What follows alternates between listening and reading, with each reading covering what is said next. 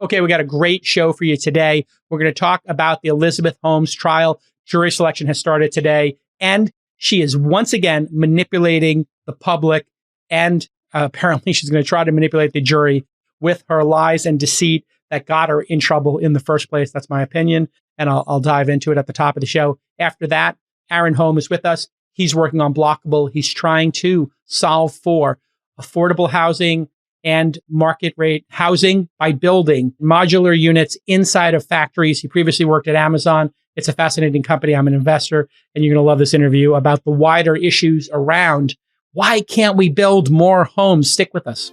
This Week in Startups is brought to you by Dell's XPS products were built with entrepreneurs in mind. With increased mobility and longer-lasting battery life, you can stay productive on the go. Sign up for a free IT consultation at a 5% off coupon at launch.co/Dell. Odoo is a fully customizable and fully integrated suite of business apps that lets you build and scale your stack as you build and scale your business. Your first app is free forever. And right now, Odoo is offering $1,000 off your first implementation pack at odoo.com/twist. That's odoo.com/twist. And RealGoodFoods is modernizing frozen foods and has become one of the fastest growing food brands in the US. Everything Real Foods makes is low in carbs, high in protein, and made from real food ingredients. From enchiladas to Italian entrees to breakfast and more. Real Good Foods can be found in the freezer section of your local grocery store, Walmart, or Costco. Okay, jury selection has begun for the Elizabeth Holmes trial today, marking the official start. Let's break down what we know so far. Just for a quick refresher, obviously, you know, Theranos was a blood testing startup here in Silicon Valley. It was backed by a bunch of weird non-venture capital firms, and it had a bunch of people on the board of directors who were old men from military and, senior cabinet positions in politics. It was really a technology company backed by non-technologists and, with a governance of old white men. It was really weird. And we all noticed that here in Silicon Valley.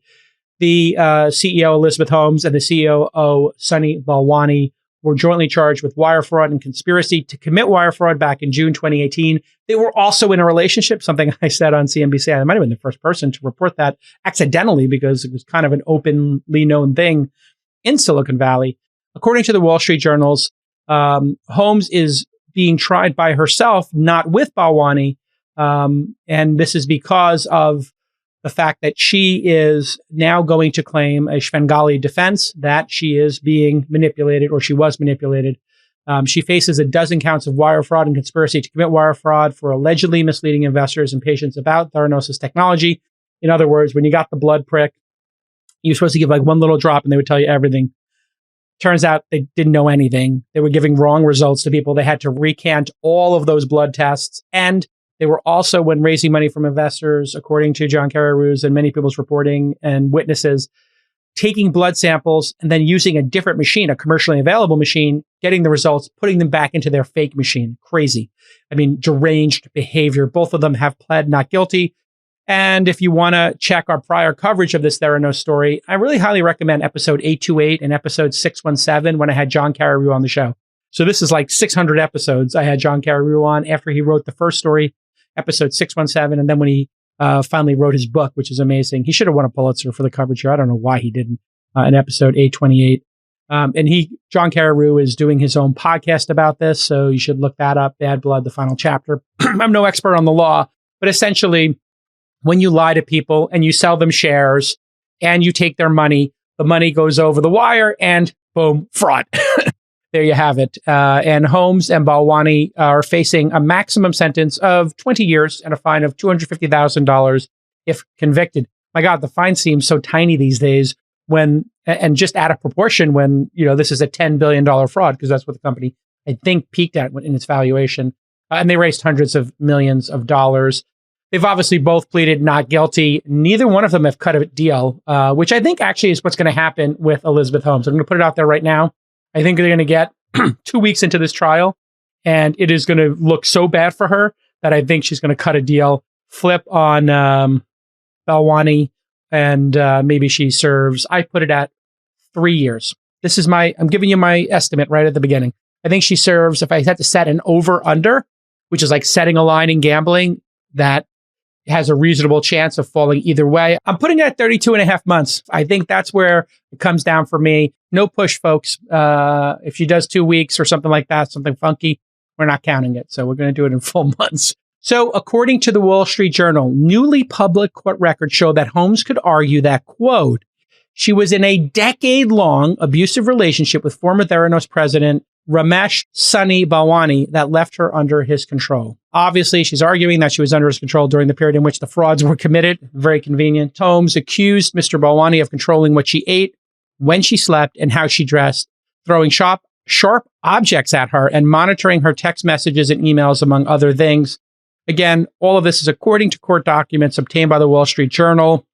And according to that Wall Street Journal article, the newly released documents were filed in court under seal between 2019 and 2020. John Carreyrou, who is covering the Holmes trial in a new podcast titled Bad Blood, The Final Chapter, called this the Svengali defense on Twitter. And so, the Svengali defense is, quote, according to Wikipedia, a legal tactic that portrays the defendant as a pawn in a scheme of a greater, more influential criminal mastermind.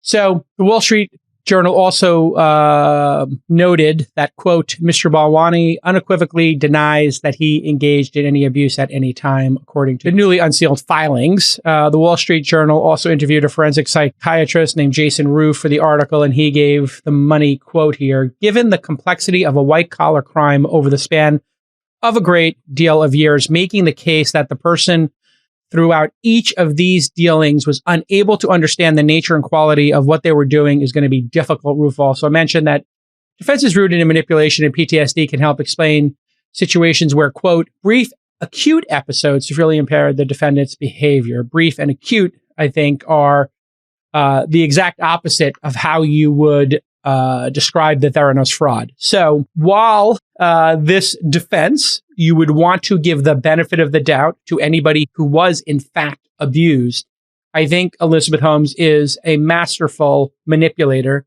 of people's emotions and minds, and is incredibly savvy when it comes to image, obviously cribbing details of Steve Jobs's, dropping out of college, wearing turtlenecks, using his quotes, mimicking his, behaviors and mannerisms, and using that deep voice. This is a completely insincere person who orchestrated a massive fraud by all accounts, and just objectively looking at what happened. And you're going to say that she was the one who was manipulated over a decade? And was Balwani there for the entire decade? Because I don't think that that's the case. So what about the time she wasn't with him? Was she actually committing a fraud? And then he came, and then it became a bigger fraud? I think this is a hard one to believe. And then there's also the issue of she had a baby right before going on trial, which, again, that's like a third rail to even discuss here. But it's actually been discussed in the Wall Street Journal. John Carreyrou's first podcast, he danced around the issue. And people are looking at this saying, she is a master manipulator. That is at the core of what she does, and what she did with Theranos was manipulate people. And she manipulated them to give her money, to give her business deals. And she essentially did blood tests on other people's equipments, or incorrect blood tests that put people at massive risk. This person is deranged. To do that, to accumulate money and fame, which she was obsessed with, obviously, and obsessed with having status. This is a seriously deranged person. Think about it. You would risk somebody's health just so you could receive more money and increase your net worth, and to be on the cover of magazines. Think about that. Just let it sink in for a second. This is somebody's blood test. This is somebody's mother, brother, son, daughter, uncle, aunt, grandparent, friend, teacher, teammate. This is crazy. And then to have a baby right before you're facing a 20-year sentence. What does that say? What type of person, male or female, put gender aside here? And gender is, going to be linked to a lot of this, because she's putting it on the table here with this Svengali defense. And then she has a baby right before.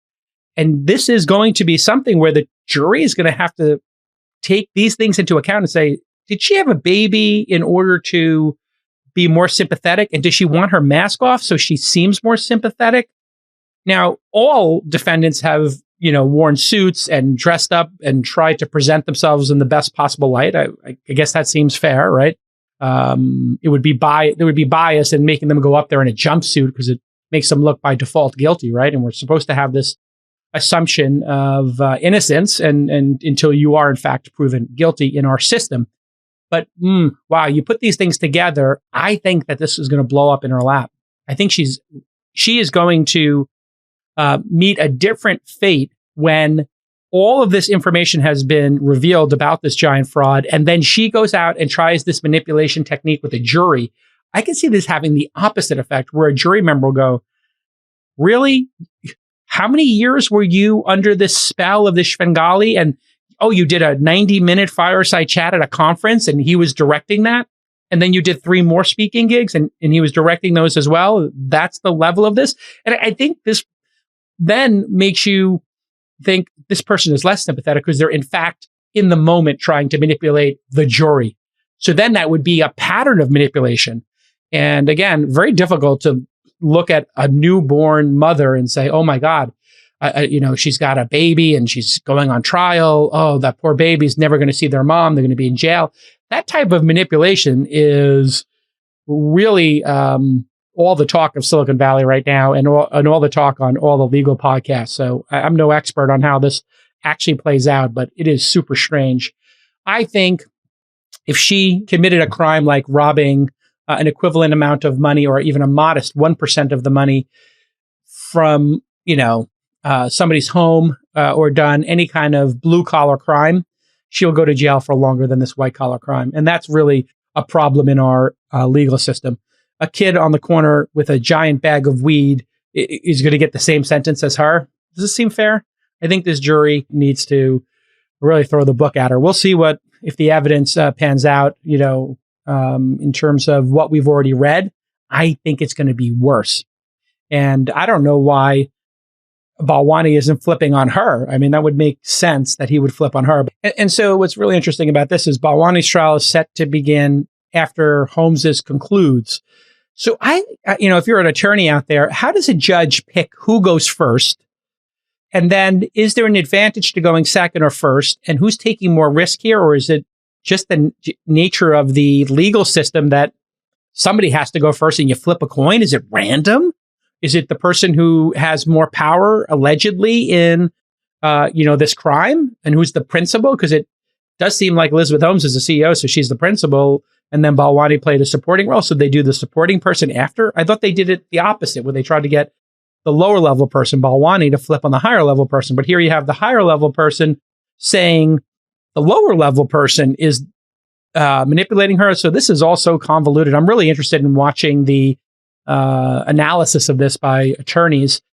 And the weird thing about this, too, is it's not going to be televised, unfortunately. And I don't think any recording devices are allowed, but they can live tweet from a simulcast room. I was actually thinking of sending somebody down there, but it looks like, in the slow news months, and the nature of this event is going to be national news, and it seems to be international news, because I noticed The Guardian had sent people. So we'll be covering this every day, basically, in the news, and I am fascinated. And honestly, it's pretty clear she's guilty, and it's a really gnarly thing she's guilty of. I think this goes beyond the monetary fraud. I think this is risking people's lives. I hope she gets the full sentence. I really do. And that's not because I don't like her personally. I don't really know her personally. But I do think that this is such an important test case for fairness in our justice system and for the reputation of Silicon Valley and tech startups, that if she gets off, it's bad for everybody. This kind of behavior should be prosecuted to the fullest extent of the law. She should go to jail for the max sentence if, in fact, she's convicted. That's my feeling on the subject. And she's manipulating us already with having a kid and taking this defense. I think this is like peak level Elizabeth Holmes manipulation after peak level manipulation, where she literally went on TV and said that John Carreyrou and the Wall Street Journal were liars and they were defaming her, and then had no evidence of that. I think she's just a sociopathic liar. I mean, I'm not a psychologist either. I mean, I have an undergrad in psychology, but I'm no expert on that. I'm no expert on the law or personality disorders, but I think she's absolutely crazy and guilty. That's my take on it. Okay, Dell for Entrepreneurs wants you to stay connected to your business no matter where you are in a world where you can work from anywhere. Why would you let technology hold you back? You shouldn't. Mobile-ready devices such as Dell's Latitude line of tablets pair with Verizon to give founders the power to stay connected wherever there is cell phone coverage. So stay productive as you scale your business with confidence of secure connections. No more relying on public Wi-Fi. Oh no, because it's usually way too slow and dangerous. Don't I know it? I was just on the road. Stay confident that your connection is secure with Dell's mobile-ready devices. And these are incredible, you know. You want to have that built into the tablets, and that's what Dell's Latitude line is doing, something I care very deeply about. And you all know I love my Dells. I've got a great Dell computer because I like to play a little StarCraft 2. And man, Windows is so fast and powerful on these Dell computers. It's so stable. I just can't believe it. And I have so many Dell monitors. Well, I have 2 giant Dell monitors turned in landscape mode, like turning them, instead of being widescreen, you just flip them. So I am more effective because I work in a dynamic industry. I got to keep 4 or 5 things going at once, and my Dell monitors help me do that. You can go to launch.co/Dell to get connected to Marcus, a manager at Dell for Entrepreneurs, for more info and to unlock exclusive deals like an extra 5% off. Just go to launch.co/Dell and you'll get connected to save 5% today. Go to launch.co/Dell. All right, next up, everybody, is one of my founders who is working on one of the most acute problems in the United States today, housing. And housing, as you know, is a very complex vertical to try and solve for. In fact, when I started 11 years ago investing in startups, I was given sage advice: stay away from the music industry, stay away from healthcare, stay away from higher education, and stay the heck away from housing. Why? Regulations, incumbents, and generally, those are the categories where startups, I was told, go to die.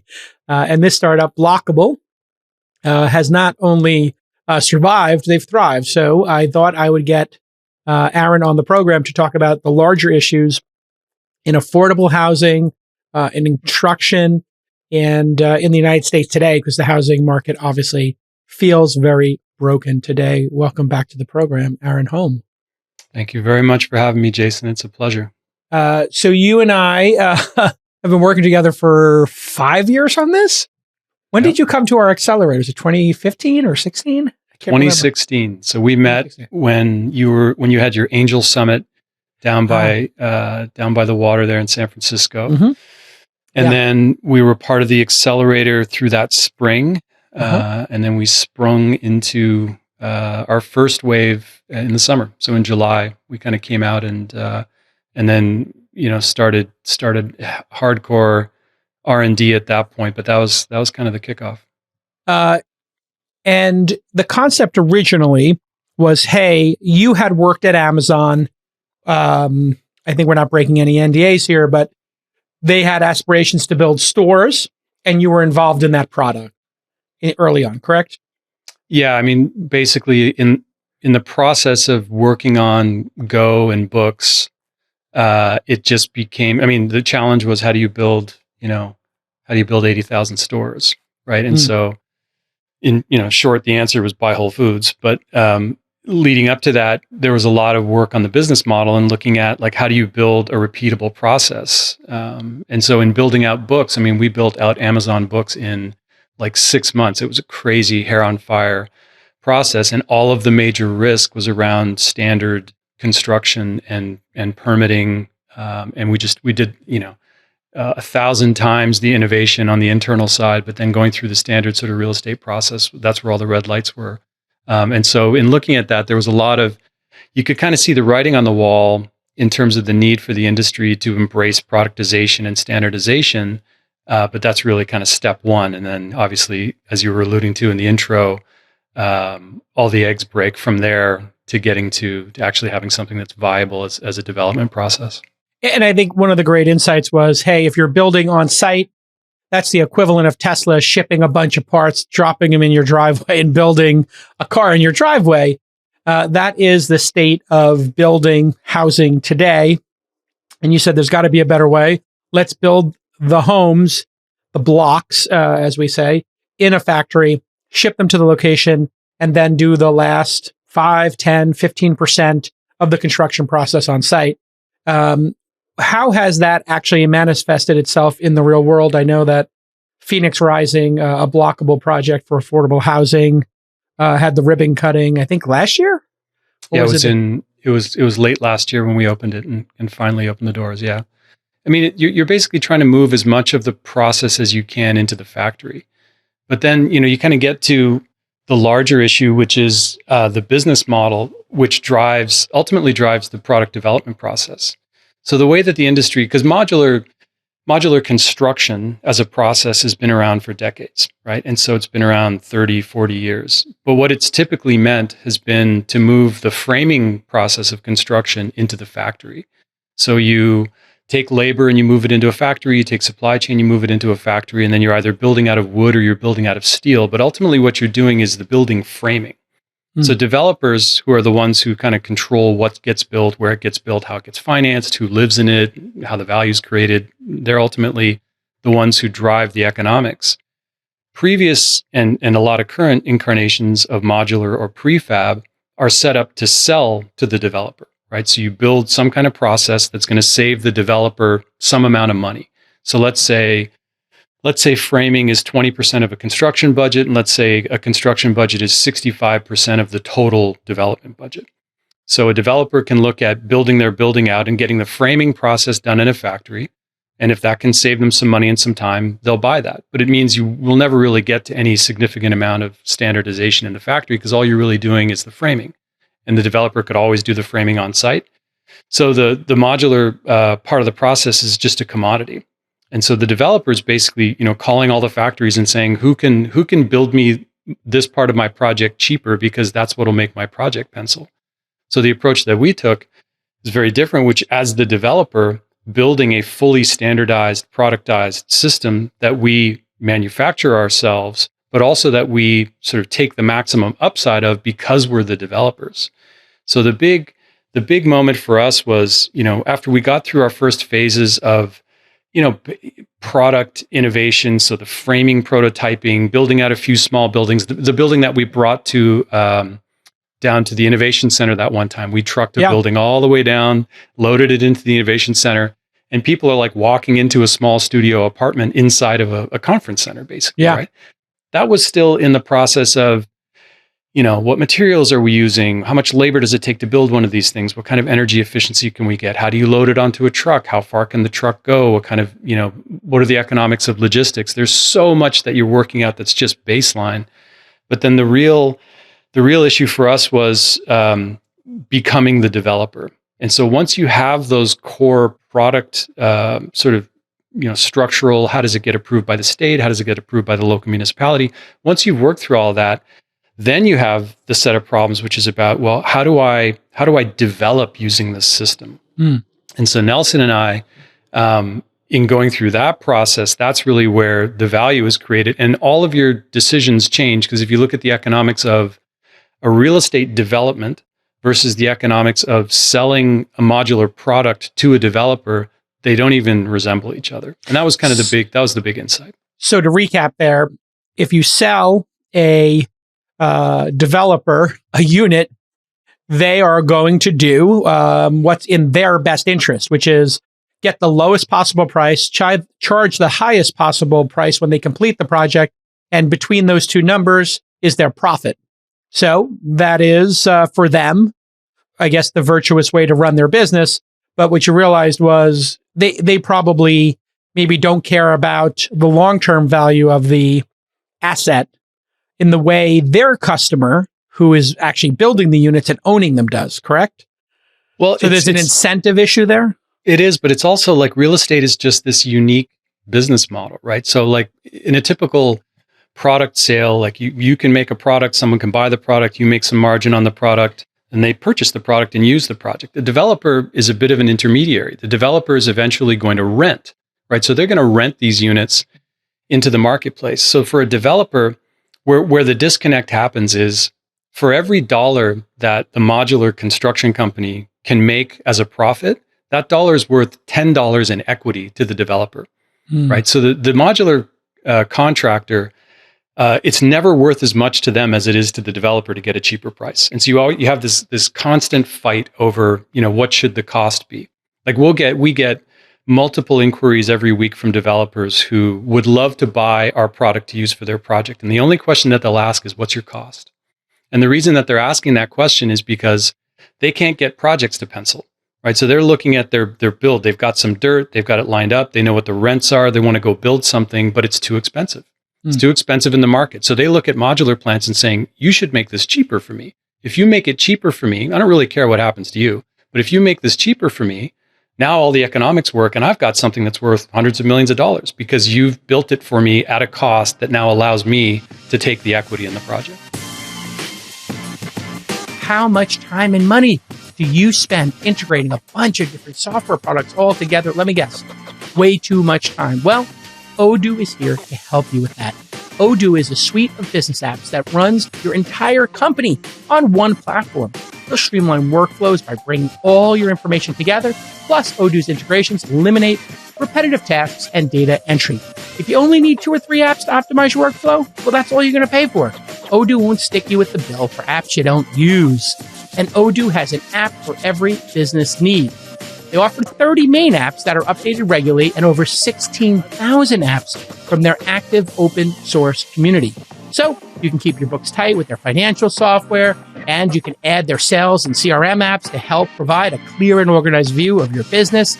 It's a great platform. Many people are using it in the startup community and raving about it. Your first app is free forever. And right now, Odoo is sweetening the pot with a $1,000 credit on your first implementation pack. That's right. No joke. $1,000 off. Go get that $1,000 credit at odoo.com/twist. That's odoo.com/twist. odoo.com/twist.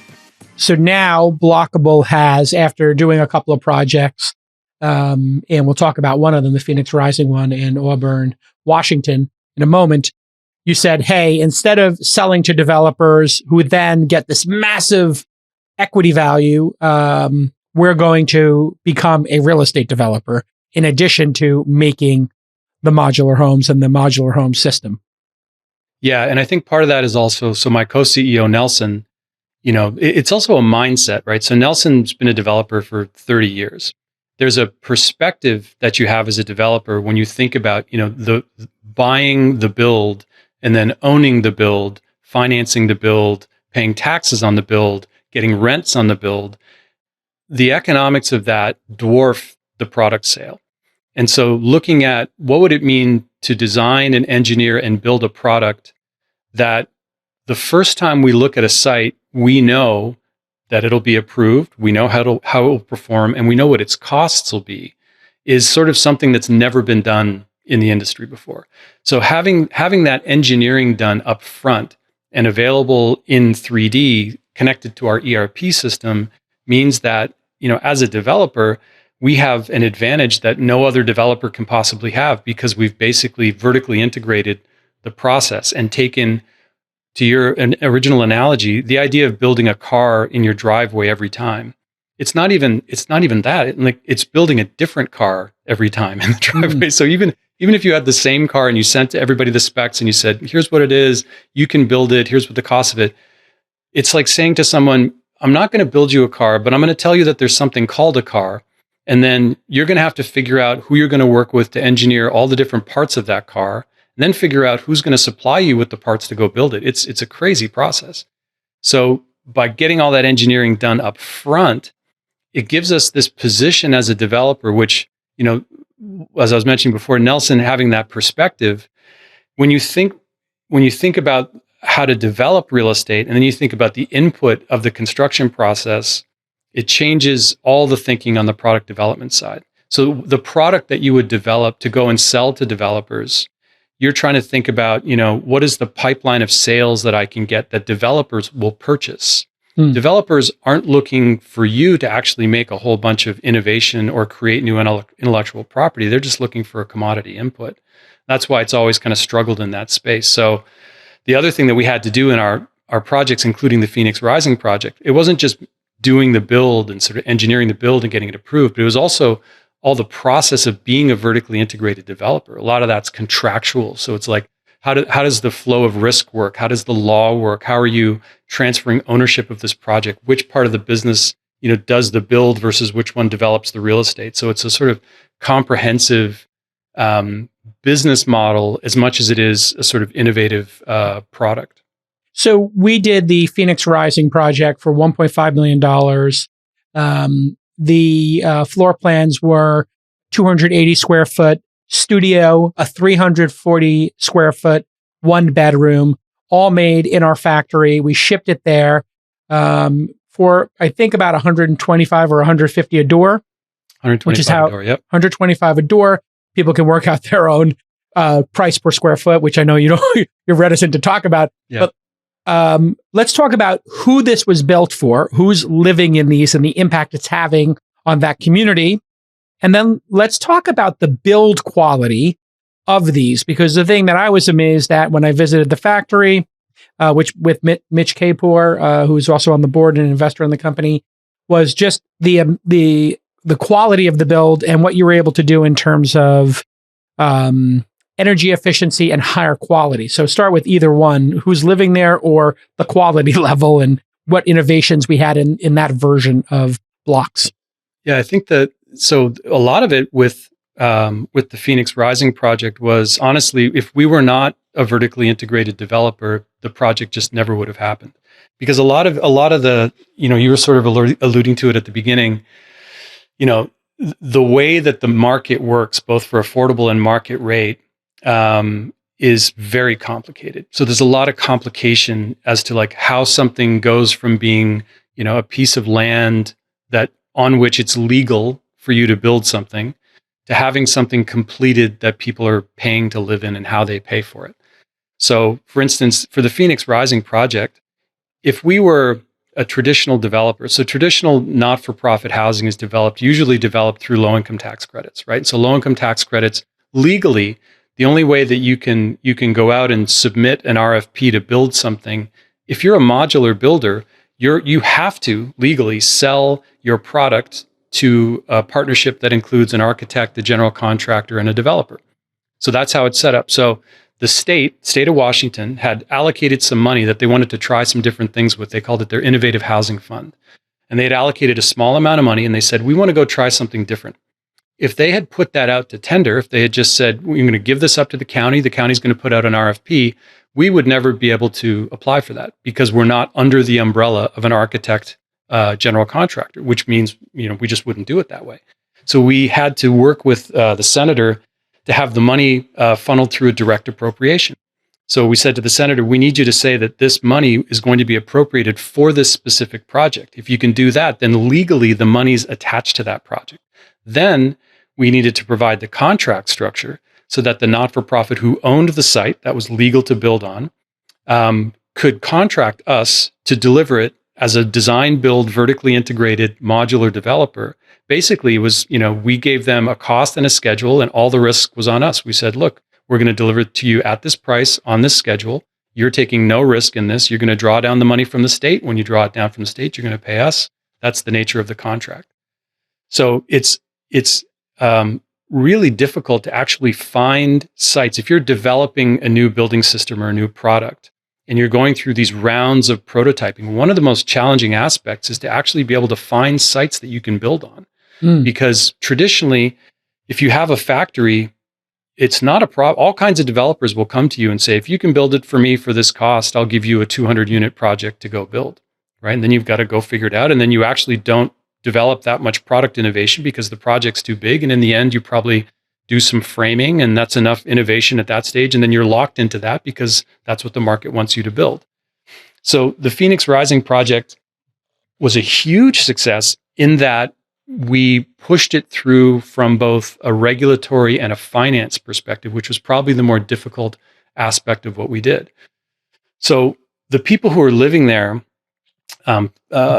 Phoenix Rising is run by a group called Valley Cities, and Valley Cities is a not-for-profit that operates in Puget Sound area, and they are generally a behavioral health not-for-profit. So that site has on it basically a shelter. So it's a shelter for youth who have substance abuse or other types of issues. They can only have people in that shelter up to a certain age. And then they were finding that once those people got to that age, there was nowhere in the market for them to go live. So a lot of them would end up on the streets or end up, some other situation. So the housing ended up being for people who earn less than 30% of area median income, which in that area, I think is somewhere between $17,500 and $20,000 a year, right? Income. Oh, wow. Yep. And so a lot of these folks were literally homeless, which means that they did not have homes prior to them moving into the Phoenix Rising project. So on the one side of it, you're taking a really difficult problem in society, right? Which is people who make some money, but there's just really nowhere that they can afford to live. And they oftentimes need supportive services around that as well, where they might need to get back on their feet. They need to get job counseling services, or they need to get access to different things. So there was one woman whose story has been coming out more and more, who's been living in one of these studio units, and it's literally right across the street from a school. And it turns out her kid goes to the school across the street, but she had been homeless for a period of time. And during that period, she lost custody rights of her kids. So her kids weren't able to visit her. So she moves into this new apartment, and this new apartment is like head and shoulders higher quality than anything else, not only anything else that's subsidized, but anything else in the neighborhood at all. Like the housing around there is really, it's not long-term housing. It's typical. So she moves into this beautiful apartment, and then she starts talking about how she's now able to get back on her feet. So she's got visitation rights with her kids again. They can come see her. She's got access. She's got a steady address. She's getting mail now. She can get visited. She's got her income coming in. And like to her, the apartment is what turned her life around, because now she's able. And so this is what we've seen with these apartments, now that we're 8 months, 10 months into running them. One, people are keeping them in incredible condition. So these are clean, they're beautiful. And it's actually taken a community where there was a lot of, sort of sketchy stuff going on. And now there's lights on in the exterior, there's people living there. And so the whole area has become safer. The people are keeping their units in beautiful condition because they have a lot of respect for the place that they're living in and what it's done for their lives. And then on the quality side, we're seeing that the studios are 46% cheaper to operate based on utilities and heating and cooling, and the one bedrooms are 60% lower cost to heat and cool. And that was a major initiative during the build. So when you came to see the buildings in the factory, they were, I think, to a certain level of finish. They weren't done yet, but they were on their way. But you could see, in the factory, they were 1/16 of an inch, tolerance all the way down the line. So you could shoot a laser through a hole in one of the beams and get to the other end of the factory. And then through our work with the National Renewable Energy Lab, one of our major areas of focus was to really push how far we could get the building performance in terms of its energy efficiency, right? Because there's a lot of effort going into, new batteries and new solar panels and all kinds of new ways to generate and create more energy efficiency in housing. But the issue is, unless the building envelope is efficient, it's just going to be more costly for everything else. If you can make the building envelope itself efficient, it takes a lot less energy to power it. It takes a lot less cost. And that's where as the developer on our larger projects, which we're now moving into the phase to go build 100+ unit multifamily projects, as an owner, that all comes back to your net operating income. So if you can operate a building that is 20, 30, 50% lower cost to heat and cool, that all comes right back to the bottom line of the real estate. Yeah. And this is where that disconnect of Blokable becoming the developer, not in the Auburn example and Phoenix Rising. Obviously, that's a project where you serviced a partner. But in the next couple of projects, if you owned 200 units and Blokable is renting them, and you can say, hey, these are 60% less, energy cost, that's going to directly impact the rent cost, correct? It does. And it also, it creates a really beautiful loop, because if you have a 300 unit, multifamily project, and you're able to generate, $20 million a year of net operating income, that net operating income then feeds directly back and can cover your fixed costs on the factory and labor side. So suddenly the costs of your next development go down by that much more. So you create a loop, which in traditional development is just not possible. We all know how hard it is to eat healthy when you're grinding on your product and you're trying to meet your deadlines. Well, now there's an innovative food company trying to help. Real Good Foods is one of the fastest growing frozen food brands in the United States. They're making nutritious food more accessible to improve human health. And they make the food you love. Mexican, Italian, breakfast sandwiches, pizza, all that great stuff. And everything is 100% grain-free, low in carbs, and high in protein. And the best part, it's made from real food ingredients. They're available in your freezer section at Costco, Walmart, Target, and 90% of grocery stores nationwide. Plus, you can get them delivered same day via Instacart. Real Good Foods is healthy, convenient, and tasty. It's perfect for any lifestyle. Plus, part of their mission is to support food banks across the United States, and they have a goal of donating 1 million nutritious meals. So you'll feel good about buying. Go to realgoodfoods.com and use the code TWIST to get $15 off. Learn more and follow at Real Good Foods on social, or go to realgoodfoods.com right now. Okay, welcome to the family. And remember, in some discussion, we were just talking about innovations you were working on in a multifamily residential building. The major maintenance costs can be around two events: floods and fires. If a flood or fire happens in a multifamily, and I guess that happens, pretty frequently, this can cost a lot of money because all the units impact each other, and you are now building in the factory thinking about that tolerance, thinking about how to avoid that. Maybe you can talk a little bit about new materials and ways to avoid a flood in one unit affecting the 5 below it or on either side, or a fire in the bottom unit affecting the 5 above it and the 2 on either side. Yeah, well, California, you've got, the two most common are floods and fires, right? So you get, floods and fires. And so building with non-combustible materials has a huge impact, right? Because you're able to really reduce your risk. Now, truthfully, for the first couple of projects, you probably don't get a ton of credit for that from the insurance groups, but over time you will, because you can show the cost impact of being able to build with more tolerant materials. And then the other big one is seismic. So in California, one of the big issues is being able to build in different regions. Like, not a lot of people know it, but two of the most complicated and costly areas of engineering and building stuff in California is around fire assembly and around seismic. And that's generally solved on a project by project basis. So imagine for a 300 unit multifamily project, a developer is going to go out and hire an architect, structural engineer, mechanical engineers, all these folks, and they're going to have to, for that site, develop site-specific seismic structural engineering, and they're going to have to develop fire assembly, right? That talks about how, based on the architectural code of the building that you're building, what the fire tolerance is, 1 hour or 2 hour rating as things go between floors or from the outside to the inside. All this stuff is highly technical, and it's solved on a project by project basis. So what we've been doing for the last year and a half is solving that in a programmatic product-based basis so that it can work anywhere in California.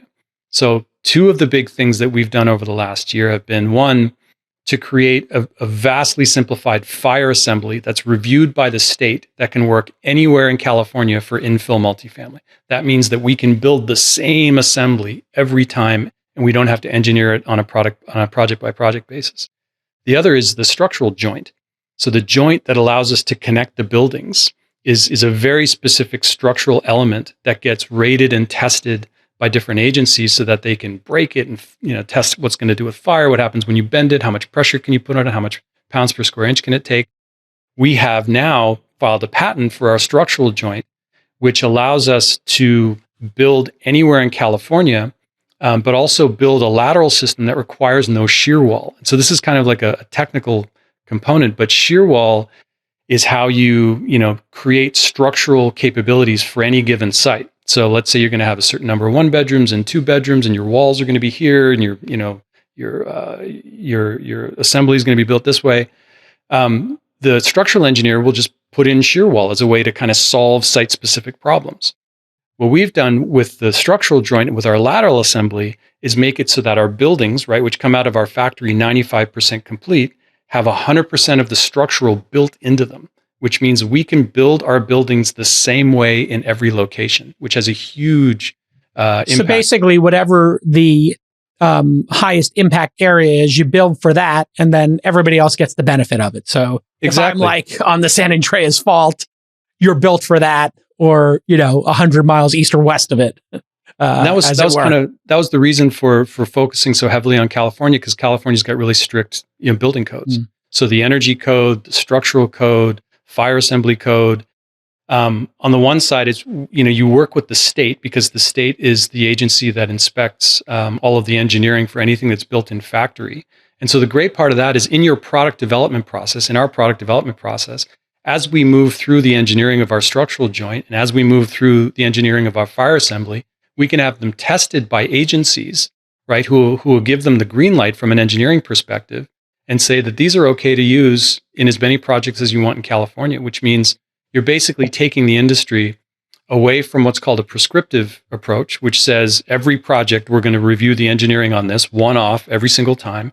And you're moving it to what's called a performance-based approach, which basically is what, if you build doors, let's say, and you're a door manufacturer, you get your doors rated, right? And they say, here's the fire rating for this door, or whatever the piece of equipment is. That means you can make as many as you want, and they know what the performance of those is. We're doing that now for the whole building, for the structural elements of the building, for the fire assembly of the building. And that's been, I'd say the investment that we've made over the last year and a half in doing that, but then also doing it with our digital platform so that we know all of that as we're looking at a site. That's the gap that no one has moved through in the industry before, right? Because there's no incentive to do it, because they don't get the benefit of it because they're not the developer. Yes, this is where, the economies of scale, being the developer and making these units pays off. And there's a bigger trend going on at the same time, which is cities are having a really hard time building these units. I was looking at an LA Times story that said the average cost of building a single unit of housing for the homeless in Los Angeles has risen to $531,000, and that two of the projects have soared to nearly $750,000 per unit, and have had tons of delays. And their original projection was $350,000. Yep. And I know here in San Francisco, we've got 8,000 people who are homeless, and maybe homeless is the wrong term because it's mental illness and addiction and all these other issues, blended in. In some cases, they won't even go into a shelter or a home. But we have, despite all that, an $852 million budget per year. That alone is $106,000 per homeless individual, if those numbers are correct, just back of the envelope. And you built the Auburn for $125 a door. So in other words, just maintaining the status quo is costing about what it costs you to open a door in a location. So I guess you're also doing for-profit, market rate apartments as well. So lest anybody think Blokable is just doing homeless housing, but maybe you could talk over the bigger issue of why is this such an issue for cities like San Francisco and LA, where they can't seem to make this work or solve this problem. Oof. So that's a big one. So I think so. The approach that Nelson and I have put together is very much a comprehensive business model that addresses the fact that housing is both a market rate and an affordable problem, right? So if you take municipalities like in LA, for instance, that period of time that you just described is basically the period of time that it took the Triple H bond to kick in, right? So if you take, and this is the core of the issue, right? This is why we always say housing is not a construction problem, right? It's a development problem. Housing needs to be solved through innovation in development. Innovation in construction changes nothing because it doesn't change how and why things are built, how they're financed, how they're approved, and how they move through. So if you look at LA is a great example. You take a market that has this much supply, right? And then you say, here's $1 billion to build more. You haven't changed the supply. All it changes is the cost. So you take the same supply of development capability in that market, and it goes from $350 a door to $720 a door because it's just that much more constrained. And so there's that much more demand for the exact same supply of development capabilities, and it just drives up the cost. You don't have more developers, you don't have the number of construction companies, and so if the state or the city tries to do the right thing and pump more money into it, it's not actually going to work. They're not innovating in any way in this process. So you have the same capacity, but people are bidding it up. Yeah, so working against their own best interest. Totally, because an affordable housing developer, right, is essentially a group that is optimized around managing low-income tax credits, right? Because low-income, and this is the thing, low-income tax credits are what finance below-market development. So if you take what cannot, basically the market can't develop housing for folks who don't make enough money to be able to pay the rents, right? So if they're not able, and that's a huge number of people in the US, tens of millions of people can't afford to pay market rents.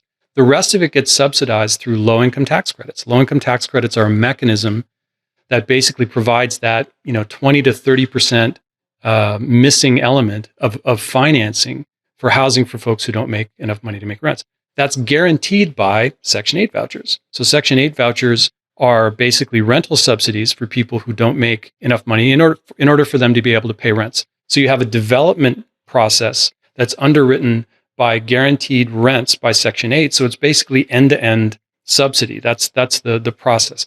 Affordable housing developers, when they go to build something, are in the exact same market as all the market rate developers. They have no ability to reduce the cost. And so this has been the big thing that we've been working on, which is in our business model, we have an incentive structure for Blokable to build for the real estate partnership at as low a cost as possible, because the real estate partnership benefits through greater and greater ownership, equity in the real estate, by being able to deliver the finished development at as low a possible a cost. And so when you create that incentive loop, you basically then create a model whereby investing in innovation that drives efficiency and drives down the cost has a direct economic benefit, particularly in the market rate side. Then on the not-for-profit side, you're delivering a social good. So you're delivering something that ties you into the political structures that govern what housing can be built. And so you've created this kind of two-sided business model. And this is something, I know Nelson's done in the commercial world before. He sort of was the father of P3 structures in Los Angeles, 30 years ago, creating this public-private model where by creating efficiency, you drive down the cost and create a ton of wealth creation on the market rate side, but you also create an incentive on the not-for-profit side so that you have a voice when you're talking about reforming policies, changing zoning. You have a voice in that conversation, which is a huge issue, particularly in housing, because it's so political, because it's tied to the dirt. Let's talk about the NIMBYism as we get ready to wrap here. At least in the area I am, the Bay Area, they seem to have every project get downsized, downscaled. It's casting a shadow. It's going to affect the quality of life of the people around it because, I don't know, the people who can afford affordable housing maybe aren't as desirable to the rich people who live around it, or just as general NIMBYism. How does this impact what you're trying to do with Blokable? It makes the shortest answer is it makes it clear where we want to be, sort of prioritizing our work. So, there's a lot of areas where it's just very clear that there's going to be major opposition to anything that brings density into the area. And I wouldn't even classify it as affordable or not. The general issue is, a lot of people, particularly, it seems to be largely a West Coast phenomenon too. There's a lot of people who, regardless of how they sort of portray themselves politically, there's a lot of people who have made a lot of money just sitting on the scarcity of single family real estate, right? So you could, for the last 10 years, if you lived in Seattle, the Bay Area, Los Angeles, Portland, San Diego, all you had to do was have a single family home in a reasonable neighborhood in town, and you saw double-digit increases in the value of your home. You didn't have to lift a finger. Year after year. Just because it's scarce, right? So because it's a scarce asset. So what that means for us is there are areas where that fight hasn't played out yet. And then the truth is, if you look at studies, bringing density in and bringing services in actually increases values. So even if you have a single family home, if that area starts to increase in density, the values increase as well. So what it makes clear for us, though, is there's certain areas where it just doesn't make sense for us to be operating because there's going to be too much resistance. Whereas there are other jurisdictions, like you take a place like Redwood City or Culver City, or there are areas where politically everybody's behind housing creation. And our model is hugely attractive to what they want to do. And so we can move quickly. And then also at the state level, one thing that they've done in the state of California is California's started to put more and more pressure on local municipalities to green light projects so that they can hit their housing targets. And so if you're building near transit, or if you're building in areas that are more walkable, you can reduce your parking requirements. You can get guaranteed approval through the local regulatory process. They've started to make it simpler and simpler if you're delivering housing where it's needed. And the state can mandate that through certain laws that they have. Yeah, I mean, here in Marin County or San Francisco, you have all these single family homes, and the idea that somebody would put in a 6, 12, 18 person unit is just, they will fight it. Or I think they just basically try to tie, this is my reading of the situation, is if they just torture the developers with red tape, delaying, you don't have to even stop somebody. You just have to delay them or downsize. And those two tactics alone will make them move on to the next place where they might be more into it. But we've seen here, Redwood City really did build a lot of apartments, and that's a booming area. It turns out if you build these things, then the firefighters, the teachers, the nannies who maybe couldn't afford to live there, or people who are your kids. That was the most convincing argument I ever heard was, where are your kids going to live when they graduate college? Like, if you live in Palo Alto and your kids go to college and want to live near you, you're not going to see your grandkids. They're going to have to live 2 hours away. There's no affordable housing. I think these are really vibrant areas. So I think it's sort of like, you end up building places. I mean, the thing that happens when you maintain the sort of zoning and single family scarcity locations is it does get hard for the folks who are working in the restaurants, for the folks who are teaching at schools. You just end up becomes a very sort of dry culture. And I think you see the vibrancy of some of these places as a lot of people are embracing this notion of the 15-minute city, right? So you're living in a place where you can walk to all the things that you need. You can get your groceries, you can get healthcare, you can get, education is close by. A lot of folks are starting to embrace that idea because it forces planners to think about how they're going to deal with transport, how they're going to deal with housing, and how they're going to deal with density mix, so that you can't just create. This is the one thing about, I think California's reached this inflection point where it's just really difficult to keep building sprawl. It just doesn't work as much anymore. It's hard on the utility. It's difficult on services. You can see people's commutes get to a point where it's just not tenable, like it's just too far. And so I think that there is an embrace of this, building out more dense towns, not necessarily like high-rise cities, but just sort of these infill, denser, walkable communities. It's sort of like, the neighborhood you grew up in Brooklyn was, you didn't go out and just get in your car and go everywhere, right? You could get around and walk, and you didn't want to take your car out because you lose your spot. Exactly. They're cleaning it twice a week, right? They're cleaning it twice a week, so you just didn't want to give up the spot. But anything under a mile, you would 100% walk in Brooklyn. Yeah. So if it's 20 blocks or less, you're walking. If it's over a mile, maybe you would take the car, but then you have to deal with parking wherever you go. So it's a little bit harder. Which cities are going to be the most vibrant in terms of new housing and new supply? When you look at it big picture, I know a lot of people moving to Austin, a lot of people talking about going to Miami, but those are places that seem to have highly functional already developers working there. California, in the short term, I think is having some problems and is pretty NIMBY. How do you think about the national picture of this with all the moving and migration caused by COVID? Well, a really dynamic situation. Yeah. To be in.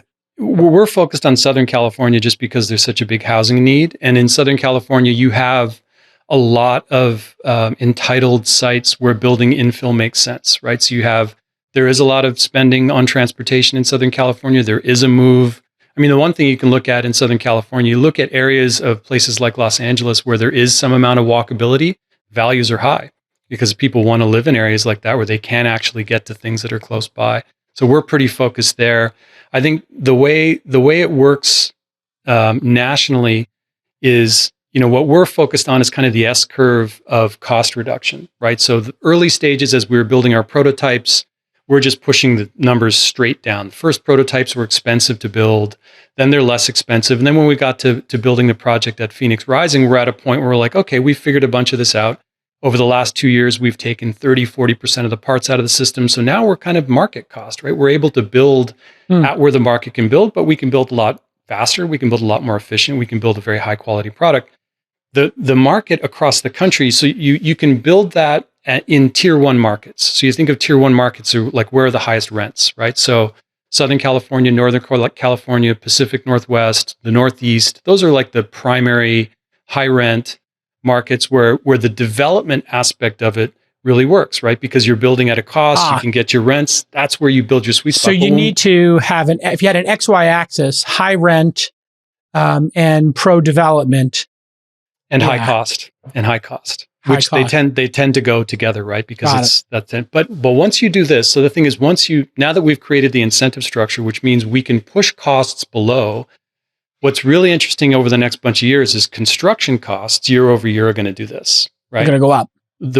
One of the biggest issues in this country is your construction costs are going to do that and your incomes are going to do that. And everything in between needs to be subsidized. For those of you listening, he's basically showing one chart where construction costs will outpace people's income growth. Correct. Which means housing becomes less affordable naturally as time goes on. And requires more government subsidy to step in and fill that gap below what market rate rental can be. How much faster can you develop, a project than on-site construction at this point? If you were going to do a, 20 unit, build, assuming all of the, I don't know if you can assume all of the approvals would be the same because you have a faster approval process because you're building, as you said earlier, for the best seismic, best fire conditions. Or standards. In the first phases, even if, so the construction side of it's just the one part of it, the first part of it. So let's say you're a developer and you've got a site and now you want to start going through the process of, building out your architecture, getting your costs, getting your financing in place and doing all that. For us, we have a huge advantage there. So that part of the process typically takes a year and a half, right? A year and a half to 2 years to go from having an entitled site to having enough definition in the architecture and the engineering to have hard costs to be able to go out and actually finance something. So for us, that's part of it we can have in weeks because we have all of the engineering already done. We don't have to go and invent it.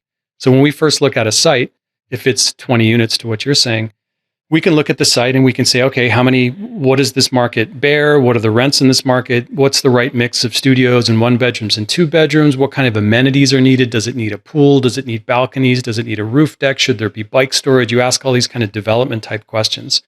Having the engineering done in our architectural systems and connected into our ERP means once we're done that initial massing, we can have a level of construction drawings ready to submit to the state and ready to have approval for, and also get a hard cost because everything's connected into our supply chain system.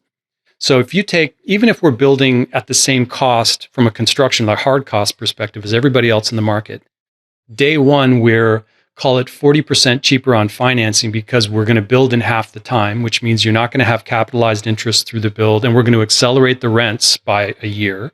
And then you're going to reduce that's worth pausing on for a second there. If you develop faster, you're paying less interest on your loans and you're getting more revenue in quicker. So when somebody takes 2 years to build an apartment complex and you can do it in a year, or you do it even just in 18 months, you get 6 months more rent and 6 months less interest. Correct. And that's when a project goes over, it becomes super costly because your whole expectation of when you would be generating revenue. And for people who don't know, you mentioned ERP before, it's enterprise resource planning. So basically you can plan out very quickly each of the new projects based on the standardization of the previous ones. Right. And so it means because we know what every part of our system is, we have a cost because we've already we know who our suppliers are, we know what their costs are, we know what their lead times are, it's all connected in. If you're doing a traditional process, building the car in your driveway, once you've done the design and the engineering, now you got to go figure out what all the parts are. Then you got to go figure out the costs on those parts. And that's actually going to be an increasingly volatile market just because of all the supply chain thrash that's been going on for the last while. Having certainty in the design up front gives you a ton of advantage. So let's say it's 40% advantage on the financing cost and then 25% advantage, at least on the soft costs, which means, we don't have to do all the engineering. We already have it. We've already made that investment. So that on its own gives you a huge financial advantage as you're building a project, kind of regardless of size. But where it really starts to pay out is when you start looking at these larger projects, right? 100, 200, 300 units. Because the issue with development is kind of two.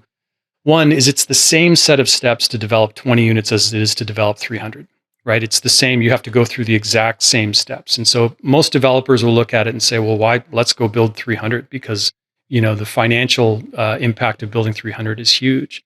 And the other is, as a developer, you're all sort of using the same financial, you're getting construction loans, you're dealing with banks, you're dealing with valuations on the building. So the whole thing is, if we can build a building, if developer B is across the street trying to develop 300 units and we're developing 300 units, but we can do it in half the time, right? That on its own has a huge amount of advantage. And that's typically what developers will try to buy from modular construction companies. They look at the framing side as something that can speed up their process, not necessarily make it cheaper, but speed it up. So for us, we will in this internalize case, the time benefits. is money. I mean, yeah, literally. What do you think of like this 3D printing, cement stuff and foldable modular ADUs? I know everybody, when they saw Blokable, is like, oh, put one of these in your backyard. And we even I think you even considered that, but quickly realized that's not a great business to be in. But it does seem like it's a business a lot of people are moving into. So what do you think of these accessory dwelling units, ADUs, or what they call in-law or nanny units? Well, I'll tell you from direct experience. So there's two different answers to that. So the ADU market, I would say it's great. There's a need for it, but it goes back to what I was saying before, which is if you're going to do a project, it has the same number of steps, whether you're building 1 or 300, right? So we looked at ADUs as a way to prototype the envelope and the build, right? What's the labor model? What's the sequences? How do we get the building enclosed? How do you get it on a truck? How do you get it to site? What kind of crane do you need? It's a great way to prove all that out.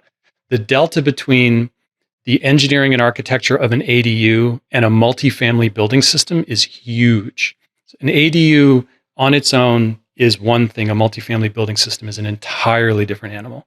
So ADUs are complicated because ultimately most of the models, you're looking for a homeowner who's got a site and maybe it's got the right utilities, maybe it's flat enough, maybe they can do it. Most homeowners really have no idea what development really is. And so it's really a long shot that you're going to get a homeowner who's going to step in and do all of the necessary stuff for you to actually be able to, sell a building that they're going to put on site that's going to work. Like, it's just really complicated. For the 3D stuff, I'd say that the 3D is it's the same as modular and steel framing in that it's framing, right? So it's one way to frame a structure. The concrete looks like it can be useful for single family in certain climates and in certain jurisdictions. It's, again, a long leap from going single family to going multi-story and going multifamily. And the thing that most people don't necessarily appreciate is the framing of it. Again, like when you've delivered the framing of a building, you still have the vast majority of work to do.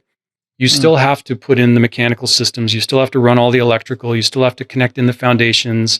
So you're thinking about, the vast majority of the project that still needs to be done.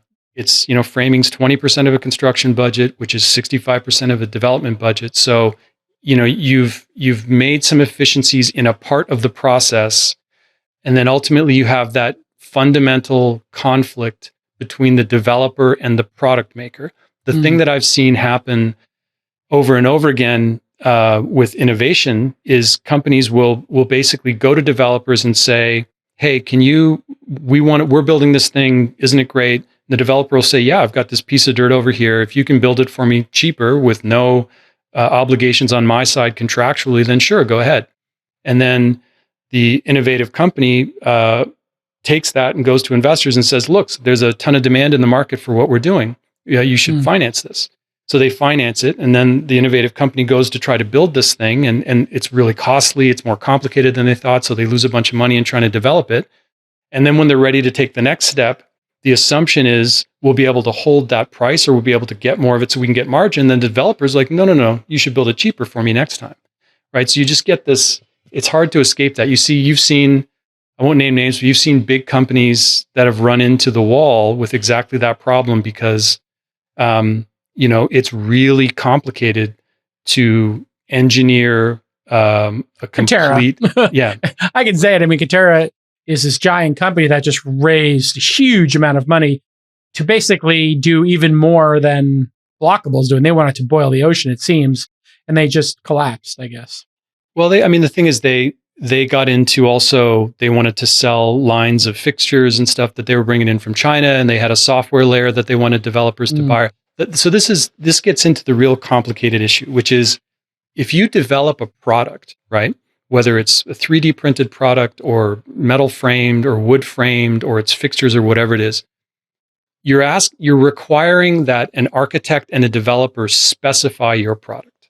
So you're saying that an architect and a developer have to know about what you have, and they're going to say, yes, we want to use that on our project.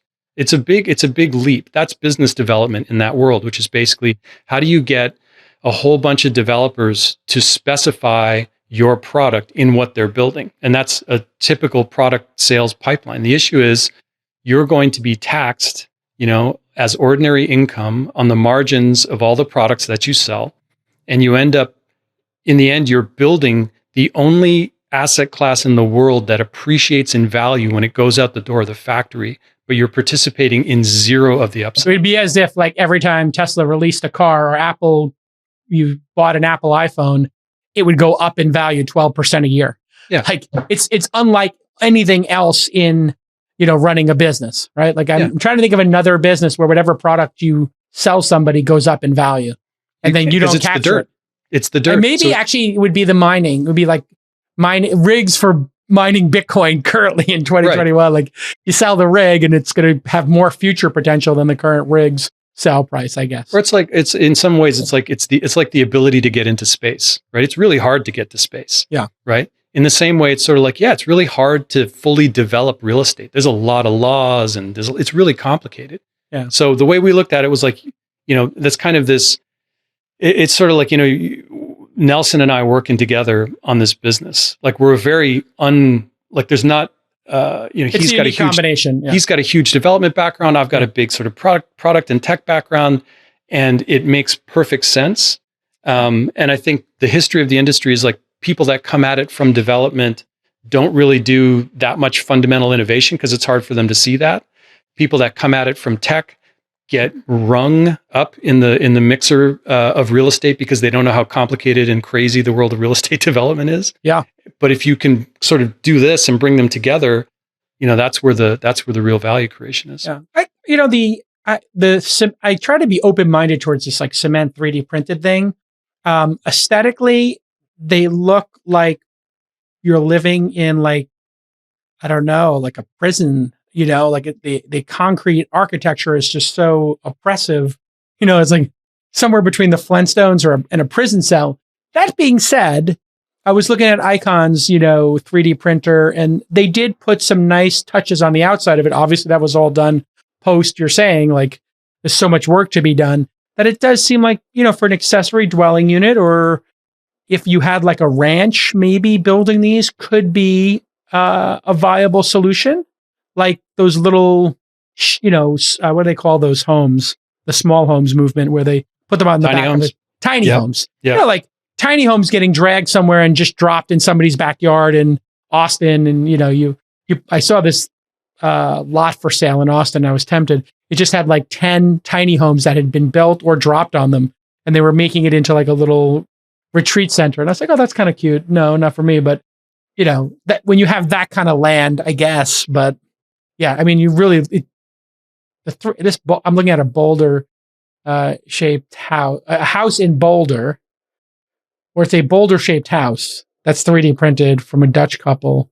And yeah, it looks like a prison or like a border detention camp or something. It's aesthetically brutal. but think of it like, so a 300 unit multifamily building with a mix of, different apartment types in a primary market, right? If you look at and this is where you get into the real world of sort of real estate stuff, everything changes based on the cap rate. So if you take that building, I mean, that's a $190, $200 million building, right? And if the cap rate goes from 5% to 4%, suddenly it's a $236 million building, right? That's the real estate world. It's based on what can you build.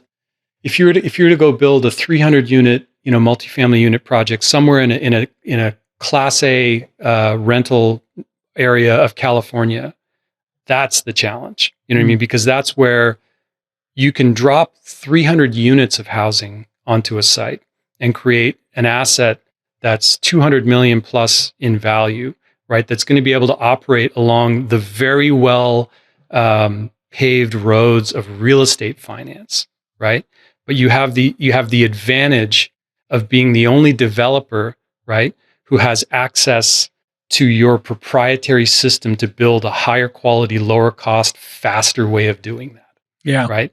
And that's where, like, honestly, when we start to get the scale up a little bit, developers you'll have to do that. You'll have to look at, okay, well now, because again, construction's not going to solve it, right? The 3D printing and all that stuff, that's a construction technology. It's all good. It's useful. It'll be useful for construction companies. It'll be useful for home builders, all those folks. But the economics of all those are pretty baked in, right? So, but once you start to unleash the innovation on the development side, and you create that loop for, how do you create wealth by reducing your costs? Suddenly, if you can start to, if we have a 400,000 square foot factory that's capable of building 3, 4, 6, 300 unit projects out the door a year, and you start to look at the economics of that, and then you start to look at servicing all of your tier 1 markets, and then you get your costs to a point where you can service tier 2 markets, right? That's a lot of real estate. That's how you make the real impact. Yeah, for sure. All right, listen, it's great to be in business with you. I don't know if you're hiring for various positions right now, but if people wanted to work at the company, where would they go? Blokable.com. You can look at all the open positions. What are we hiring for? Real estate development, engineering, architectural design, product design. So building all of those parts, putting them together, and then developing the real estate pipeline to go build. Fantastic. Okay, folks, you could do well. I can tell you I invest in a lot of startups, and this one has been fantastic to watch the velocity and the innovation. So continued success, and we'll see you all next time on This Week in Startups. Bye-bye.